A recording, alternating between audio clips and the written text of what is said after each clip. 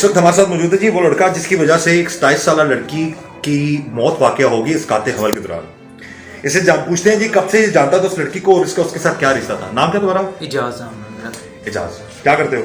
मैं रेस्टोरेंट में जॉब करता हूँ। रेस्टोरेंट में जॉब करते हो। ये बताओ कि इस लड़की के साथ कब से जानते हो इस लड़की को? इस लड़की को मैं जानता हूँ सर 6 से 7 साल हो गए हैं मुझे इस लड़की के साथ फ्रेंडशिप थी। तो फ्रेंडशिप के कहाँ पर हुई, कैसे हुई? सर घर में आना जाना था, उसका भी घर में आना जाना था, एक दूसरे का फ्रेंकनेस ही अच्छी थी और उसी टाइम हमें यानी कि फ्रेंकनेस के साथ मजाक करना एक दूसरे को और प्यार हो गया। और प्यार के बाद बस मिलना जुलना, घर आना जाना, यानी कि ऐसा फिजिकल रिलेशन हमारा नहीं था और ना इतना टाइम था हमारे पास, क्योंकि वो भी पार्लर का जॉब करती थी, मैं रेस्टोरेंट में जॉब करता था और रेस्टोरेंट की टाइमिंग ऐसी है कि अगर मैंने 2 दिन नाइट की है तो उसके बाद मेरी मॉर्निंग हो जानी है। तो दोस्ती कैसे हुई, किस तरह से होगी, मुलाकात कहाँ पे हुई तुम लोगों की? घर पे आना जाना था ना। कैसे? घर वो हमारे घर आती थी और हम उनके घर आते थे। आमने सामने घर था? आमने सामने हम साए थे तुम? हम साए थे, बचपन से हम इकट्ठे रहे हैं, छोटे होते भी इकट्ठे खेले हैं, बड़े होते हुए भी। अच्छा। जॉब के दौरान फिर हमारा जो मिलना जुलना था थोड़ा कम हुआ था। अच्छा, ये गलत ताल्लुकात फिर दोस्ती थी, तो इस अच्छे दोस्ती के एक साथ पाक रिश्ते को फिर गलत ताल्लुकात की तरफ क्यों ले गए? बस सर घर आना जाना, जब टाइम मिला कि घर पे कोई भी नहीं है, ऐसे ही एक दूसरे का मजाक करना, मजाक करते टाइम ये गलत रिलेशन बन गया, फिजिकल रिलेशन। कितना अर्सा रहा तुम लोगों का ये फिजिकल रिलेशन? ये 7-8 महीने रहा सर हमारा। 7-8 महीने था। तो इस सारे मामले के बाद फिर ये जब भी प्रेग्नेंट हो जाती है तो मैं इसने बताया था उससे पहले क्या तुम लोगों का क्या इरादा था, शादी करनी थी या वैसे ही दूसरी? सर शादी करनी थी, एक दूसरे के घर आना जाना, कोई भी माँ बाप ऐसे नहीं चाहेगा कि एक लड़का हमारे घर आता है या हमारी जवान लड़की किसी के घर आती जाती है, क्यों आती जाती है। नहीं, शादी करनी थी तो ये तो बड़ा मुकद्दस रिश्ता है ना शादी का। जी सर बिल्कुल। तो उससे पहले इस तरह के गलत मामला में पड़ना पसंद करते तुम एक दूसरे को? बिल्कुल, बहुत ज्यादा पसंद करते। हाँ, पसंद करते थे एक दूसरे। पसंद? तूने कहा ना प्यार हो गया, तुम वाकई प्यार हो गया था? हाँ जी, सच्चा प्यार हो गया था हमें। हाँ जी, सच्चा प्यार तो बड़ा मुकद्दस रिश्ता है ना। प्यार के रिश्ते को तुम लोग क्यों इस तरह बदनाम करते हो? ये अच्छा प्यार है कि तुमने उसकी काते अमल ऐसे बंदे से करा दिया जिसको पता नहीं है, जो छुरियों से काटती रही है उस बेचारी लड़की को। ये चंगा प्यार है यार तेरा? पता हमें नहीं था कि हम फर्स्ट टाइम किसी ऐसे मसले में फंसे थे। जो फर्स्ट टाइम में फंसता है बंदा, हाँ जी, को बार बार तो नहीं इस तरह के मामला में बंदा पड़ता ना। बिल्कुल। तुम्हें कब पता लगा वो प्रेग्नेंट है? मुझे आगे फरवरी में पता चला था। किसने बताया था तुम्हें? खुद ही उसने बताया था। क्या कहा था? उससे पहले दिसंबर में ना रैशेज हो गए थे पूरी बॉडी के ऊपर, जैसे खारिश के दाने या ब्लड एलर्जी हो जाती है वैसे हो गए। तो उसने मेरे साथ बात शेयर की कि मेरे ना ऐसे जिस्म में ना पूरे जिस्म पे एलर्जी हो गई है और दाने बनना शुरू हो गए। फिर मैं इधर आया हूँ, नश्तर मेडिसन ला के दी है, उसको लेके गया हूँ। उसके दौरान उन्होंने चेक वगैरह किया उसको कि ये कुछ नहीं होता, ये बास्ट है ना, पीरियड्स ना आने की वजह से ना ये दाने निकल आते हैं जिस्म पे गर्मी की वजह से। वो मेडिसिन दिया, उसकी वजह से उसके जो दाने थे वो ख़त्म हो गए, निशान रह गए सिर्फ पूरी बॉडी पे, तो भी आस्ता आस्ता ख़त्म हो रहे थे। तो फिर जैसे ही जनवरी गुजरी, उसके बाद फरवरी आई है, तो फिर उसने मुझे बताया कि मैं प्रेग्नेंट हो गई, मेरे पेट में ना हरकत होना शुरू हो गई है, ऐसे जैसे मैं प्रेग्नेंट हूँ। फिर उस दौरान एक स्टिप ला के दिया मैंने उसको चेक करने के लिए। जब स्टिप ला के दिया, उस स्टिप पे चेक किया उसने, तो कहा था कि मैं प्रेग्नेंट हो गई। अच्छा, उसके बाद फिर क्या प्लान बना तुम लोग? उसके बाद फिर हमारा प्लान बना, मैंने बोला निकाह कर लेते हैं हम, बता देंगे घर पे, अगर नहीं सपोर्ट करेंगे तो। मुस्लिम हो? नहीं, क्रिश्चियन हूँ मैं। क्रिश्चियन हो? तो मुसलमानों में तो प्रेग्नेंट हो तो निकाह नहीं हो सकता ना, उसके लिए तो सजा है बाकायदा तौर पर। तुम लोगों का मुझे आइडिया नहीं है कि क्या इस तरह का मैटर है, पर फिर भी अस्काते हमल की साइड पे तुम लोगों को नहीं जाना चाहिए था। हाँ जी, नहीं जाना चाहिए था बिल्कुल। तो ये प्लान फिर तुमने क्यों इंसिस्ट किया? हमें पता लगा तुम इंसिस्ट करते रहे उस लड़की को कि तुम अस्काते हमल करवाओ तो ताकि ये मैटर जो है सॉल्व हो सके। नहीं सर, कभी भी मैंने यानी कि अपनी ज़िद के साथ उसको ये कह के नहीं करवाया, ये मेरा खुदा जानता है कि मैंने कभी भी ज़िद के साथ उसको नहीं था कहा। फिर किसने कहा? ये क्यों, ये सोच क्यों आई? क्योंकि तुम लेके भी तुम गए हो ममानी की तरफ, ले गए हो अपनी सगी ममानी के पास लेके गए हो। हाँ जी, हाँ। ये पहले हमने आपस में बैठ के सलाह मशवरा किया, रात को कॉल पे बात हुई है हमारी कि क्या करना चाहिए, निकाह करना चाहिए। मैंने अफोर्ड किया निकाह के लिए कि निकाह कर लेते हैं, अब जो होना था हमारे साथ हो गया। ये तो बात वो तो बताने के लिए दुनिया में नहीं रही ना, पता नहीं तुमने क्या कहा था। हमारी बात हुई है इन्वेस्टिगेशन ऑफिसर है, उन्होंने बताया जी कि जो उनकी इतलात हैं, जो अभी जितनी इब्तदाई इन्वेस्टिगेशन की चीजें सामने आई हैं, तुमने इंसिस्ट किया था भाई अस्काते हमल कराओ, वो नहीं चाह रही थी। नहीं सर, खुदा इस चीज़ का गवाह है कि मैंने कभी अफोर्ड या किसी इंसिस्ट नहीं था किया कि आप ये काम करो। और लड़की इतनी जल्दी नहीं मानती सर किसी काम के लिए।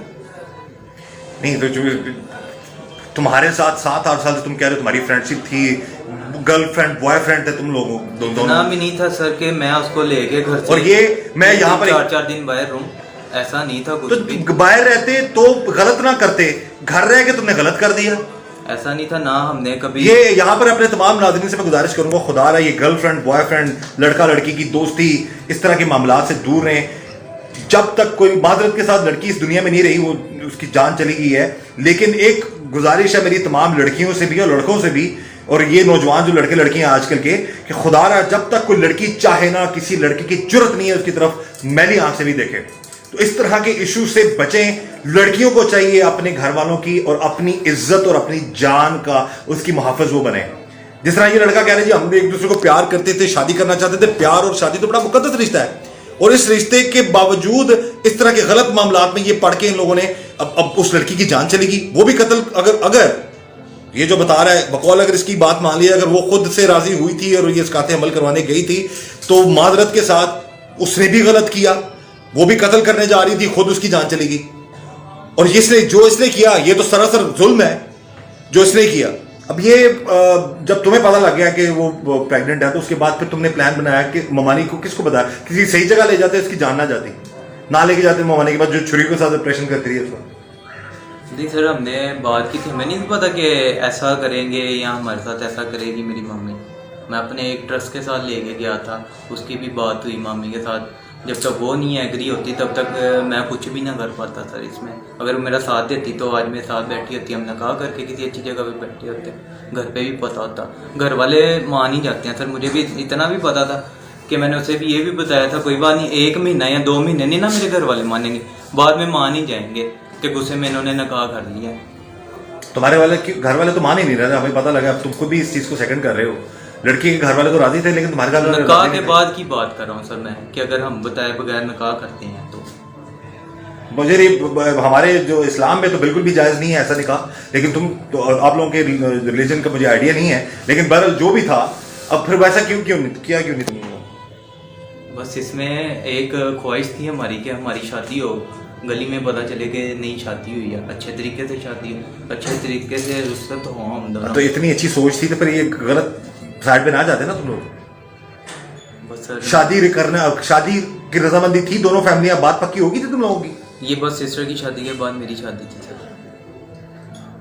तो या ऐसे इश्यूज से हमारे आजकल के नौजवान लड़के लड़कियां खुदारा सबक सीखें कि अल्लाह ताला सब पर रहम करे, इस तरह के मामलात में ना कोई पड़े जिस तरह से ये लड़का। और बकौल इसके, मैं क्योंकि लड़की पे मैं इल्जाम नहीं लगा सकता, ये कह रहा जी कि उसकी रजामंदी होती थी तो जो मामला चल रहे थे, और अस्काते अमल में भी उसकी रजामंदी थी। बहरहाल जो भी हुआ बड़ा जुल्म हुआ है। ममानी के घर तुम लेके गए हो, तो उस वक्त फिर क्या किया ममानी ने? कौन कौन था? कोई डॉक्टर आया हुआ था वहां पर या कोई नर्स थी? कौन था वहां पे? तब मम्मी अकेली थी। हाँ, तो उसके बाद जब उन्होंने स्टार्ट किया तो एक और नर्स आ गई थी उनके साथ। अच्छा। उन्होंने मुझे फिर अंदर से बेड निकाल दिया। फिर उसके बाद मुझे नहीं पता कि अंदर क्या होगा क्या नहीं होगा।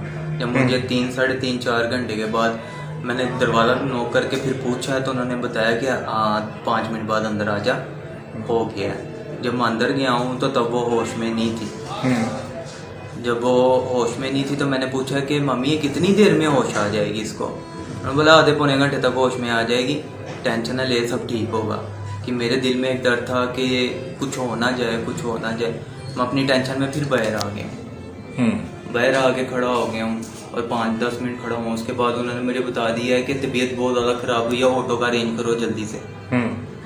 तो मैंने बाकी ऑटो का अरेंज किया। जब मैं उठा के लाया हूँ तो मेरी बाजू में इतनी यानी कि कैपेसिटी नहीं थी, ताकत नहीं थी कि मैं उसको उठा के ऑटो तक भी लेके जाता। क्या उसका ब्लीडिंग हो रही थी लड़की की? ब्लीडिंग नहीं, उठाया ही नहीं था क्या? नहीं, उससे पहले जब उसकी तबीयत खराब थी तो मौत तो उसकी ब्लीडिंग की वजह से हुई है ना? हाँ जी, तब इतना गौर नहीं किया कि ब्लीडिंग हो रही है क्या। अच्छा। जब उधर लेके गए तो फिर उन्होंने बताया कि ब्लीडिंग होती थी इसकी, ब्लीडिंग ना रुकने की वजह से डेथ हुई है इसकी। डेथ उसकी रास्ते में होगी थी? हाँ जी, उन्होंने बोला कि रास्ते में ही डेथ होगी। उसके बाद फिर तुमने उसके घर वालों को कैसे बताया? बस अपने घर फ़ोन किया था, फिर उन्होंने उनको बताया तो उन्होंने मुझे आगे से गालियाँ देना शुरू कर दी, तो फ़ोन बंद कर दिया। सुबह हम अपनी टेंशन में उधर बैठे, जब उनको कॉल की है तो उसके 10 से 15 मिनट बाद मुझे उसके बेनोई की कॉल आई है। तो बेनोई की कॉल आई है तो फिर उसने मेरे से पूछा कि क्या हुआ है, तो मैंने बोला था कि आप एक दफ़ा हॉस्पिटल आओ। फिर हमें पता लगा तुमने कहा था कि एक्सीडेंट हुआ उसका। नहीं, ऐसा तो कुछ नहीं बोला सर। जब वो हॉस्पिटल आया फिर क्या किया तुमने? फिर उन्हें सारा हकीकत बताई कि अबॉर्शन करवाने के लिए गए थे, तो उस दौरान ब्लीडिंग ना रुकने की वजह से डेथ हो गई। तुम्हें ये अभी रिसेंटली इतना बड़ा वाकया हुआ है, एक लड़की की इस तरह जान गई, तुम्हें इस चीज़ से पता नहीं था कि इस तरह उसकाते अमल से जान भी जाती है और लड़का भी गिरफ्तार हो गया। वो इसी तरह जिस तरह तुम अभी बता रहे, इसी तरह वो पूरी दुनिया पूरी मीडिया को बता के वो चीज़ें बता रहा चाहिए, तो इस चीज़ से ही अकल आ जाती तुम लोगों को। नहीं सर, मोबाइल यूज़ करने का भी इतना टाइम नहीं था कि फेसबुक जाके यूज़ करें, फेसबुक के पेज पे देखें क्या क्या वीडियो अपलोड हुई है, इतना टाइम नहीं था। इसका टाइम नहीं था, तो जो हरकतें तुमने की उसका टाइम था ना? वो तो तब कोरोना की वजह से लॉकडाउन था, बताया सर आपको, कोरोना पे लॉकडाउन था। अच्छा, ये सारी लॉकडाउन की वजह से सारा ये मामला हुआ है, क्योंकि आगे मैंने अक्टूबर में अपनी जॉब स्टार्ट कर दिया जैसे ही रेस्टोरेंट ओपन हुए, उसके बाद गुनाह होता है। ये लॉकडाउन का कसूर है, ये तुम्हारा कसूर है? चले सर, मेरा ही कसूर है। नहीं, तुम्हारा कसूर नहीं है? नहीं, मेरा कसूर है ना? मेरा कसूर है सर, मैं मानता हूं। अच्छा, उसमें दोनों मामलात में लड़की की रजामंदी थी? हाँ जी, मैं तुम्हें जबरदस्ती नहीं की उसके साथ? लड़की के साथ जबरदस्ती नहीं होती सर, ये आपको आइडिया हो। मैंने बता दिया ना, मैंने यहाँ पे बता दिया है, यहाँ पर लड़का और लड़की दोनों कसूरवार होते हैं। हाँ जी, कि बंदा किसी के साथ, आपके साथ ही मैं जबरदस्ती कर सकता, तो लड़की के साथ कैसे जबरदस्ती कर सकता? मेरे साथ तो पुत्र कर भी नहीं सकता। नहीं तो कर नहीं सकता, आपके सवालों के साथ तो नहीं आर्ग्यूमेंट कर सकता। मेरे साथ अल्लाह रहम करे, बड़े बड़े जबरदस्ती नहीं कर सके, अल्लाह का शुक्र बड़ा। तो ये मैं तो तुम यहाँ पर एक चीज है, अब ये जो बंदा बातें कर रहा है ना बढ़ चढ़ के, नाज़रीन, यहाँ पर एक हमारा सिस्टम है। अब वो मरने वाली तो चली गई इस दुनिया से, ठीक है, अब वो अपनी सफाई भी नहीं दे सकती, उसने गुनाह किया, गलत किया, उसका 100% उसका भी कसूर है, मैं इस अकेले को कसूरवार नहीं कह रहा। इसने जो किया, जिसका गुनाह है, जिसकी वजह से, जिसकी बेवकूफ़ी की वजह से अपनी ममानी के पास लेके और छुरियों के साथ उसका इसकाते अमल करती रही है उस लड़की का, तो उसकी मौत वाक़या होगी। अब जान चली गई है, इसको परवाह नहीं है, इसके एक्शन है, इसकी बातों से आपको आइडिया होगा क्यों इस तरह से ये बोल रहा है। इसको पता है, पुलिस ने कार्रवाई कर ली, हम अप्रिशिएट करेंगे यहाँ पर लाहौर पुलिस को, जो हमारे सीपीओ लाहौर हैं, डीएजी इन्वेस्टिगेशन है, और उनकी पूरी टीम है, इस थाने के जो इन्वेस्टिगेशन इंचार्ज है, उन्होंने सबने कार्रवाई कर दी, उन्होंने पकड़ भी दिया, उन्होंने एफआईआर भी दर्ज कर दी। पुलिस की हद तक तो मामला ओके, लेकिन आगे हमारा सिस्टम ऐसा है कि ऐसे मुल्जमान को पता होता है कि हमें सजा नहीं होनी। मुझे पता है, मुझे 20 साल हो गया क्राइम रिपोर्टिंग करते हुए। मामला सिर्फ मेरी यही गुजारिश है, खुदा अगर चाहते हैं लोग किस तरह के मामला से बचा जाए तो कवानीन ऐसे बनने चाहिए। अब इसकी जो अकड़ है, जो इसकी जो बातें हैं, जो इसके मामलात हैं, जो मुझसे ये बातें कर रहा है, इसको पता है कि इसको सजा नहीं होनी है, कुछ ना कुछ सेटलमेंट इसकी हो जानी है। बहरहाल इस दुनिया में अगर नहीं सजा तो अगले जहां में तो सजा है। इसलिए खुदा आजकल के नौजवान जो हैं वो इस तरह के मामला से बचें, और हमारी गुजारिश है हुकाम बाला से, कानून बनाने वाले इदारों से, कि ऐसी सजाएं हों और उस पर अमल दरामद हो, ताकि इस तरह के किसी की बेटी की जान ना जाए। और यहाँ पर बेटियों को भी मैं कहूँगा और बेटों को भी कहूँगा कि ऐसे मामलात में मत पड़े। जो इस लड़के का, नौजवान का, जो अब इसको गुस्सा भी आ रहा है बड़ा और इसको ये बुरा भी लग रहा है, लेकिन एक लड़की की जान चलेगी, तुम्हें इस चीज़ का अफसोस बिल्कुल भी नहीं है यार, उसकी जान चलेगी। प्यार करते तो सच्चा प्यार था तुम्हें? सर आप सारी न्यूज़ देखिए। नहीं, सच्चा प्यार था, सच्चा प्यार था मेरा। तो सच्चा प्यार तो बड़ा मुकद्दस होता है सर। इंसान पे बुरा वक्त आते वक्त बता के तो नहीं ना आता कि इस पे बुरा वक्त आ रहा है। बस अल्लाह ताला सबको बुरे वक्त से बचाए और अल्लाह ताला सबको ये हिदायत दे। हर इंसान में नेगेटिविटी भी है और पॉजिटिविटी भी है। हमारी कोशिश यही होनी चाहिए कि हम नेगेटिविटी से बचें।